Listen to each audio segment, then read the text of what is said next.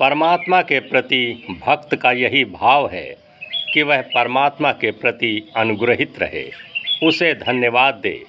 जिस हाथ से इतना मिला है, जिसके दान का कोई अंत नहीं है, जिसका प्रसाद प्रतिपल बरस रहा है, श्वास श्वास में जिसकी श्वास है, धड़कन धड़कन में जिसका गीत है, उससे क्या शिकायत करनी, क्या दुख की बात उठानी। छोड़ो दुख की चर्चा, बंद करो, अन्यथा दुख और बढ़ेगा। घाव में अंगुली डालकर मत चलाओ, नहीं तो घाव हरा ही हरा बना रहेगा, वह कभी भरेगा नहीं।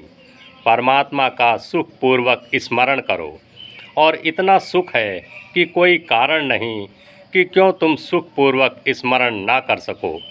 तुम्हारा होना ही इतना बड़ा सुख है, तुम्हारी श्वास का चलना ही इतना बड़ा सुख है। तुम हो, यह क्या कोई छोटी मोटी घटना है? इससे बड़ी घटना की तुम कल्पना भी नहीं कर सकते। तुम्हारे होने से बड़ा और क्या हो सकता है? तुम हो, होशपूर्ण हो, तुम्हारे भीतर एक जगमगाती चेतना का दिया है, और इससे बड़ा क्या चाहते हो? परम आनंद की पूरी संभावना है, और तुम्हारी क्या मांग है? किस लिए भिखारी बने हो? द्वार खुला है, थोड़े सुखपूर्वक बैठ जाओ और सुखपूर्वक उसके ध्यान से भरो। फिर जैसे जैसे सुख समाए, फिर जैसे जैसे सुख की चमक तुम्हारे चारों तरफ बिखरने लगे और उसकी खनक तुम्हारे चारों तरफ गूंजने लगे, जैसे जैसे सुख नाचने लगे, जैसे जैसे सुख में तुम डूबोगे, सुख तुम में डूबेगा।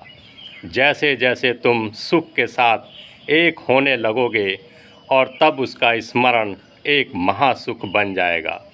जब आँख खोलोगे तो पाओगे कि द्वार खुला है, द्वार खुला ही है। इसीलिए दुख को अपने ऊपर मत रोपो, दुख को मत ढो, सुख की तरफ मुड़ो, ध्यान सुख की तरफ ले जाओ और अपने सोचने का ढंग बदलो। सुख को खोजो, बहुत सुख है चारों तरफ भरा है, शायद इसीलिए दिखाई नहीं पड़ता है। कितना मिला है उसकी कोई सीमा? जरा हिसाब लगाओ, हिसाब लग ना पाएगा। अनंत मिला है, तुम्हारे छोटे से आंगन में कितना बरसा है। वह जो समाधि है, वह जो परमात्मा से मिलन है, वह सुखपूर्वक स्मरण करने से ही घटता है।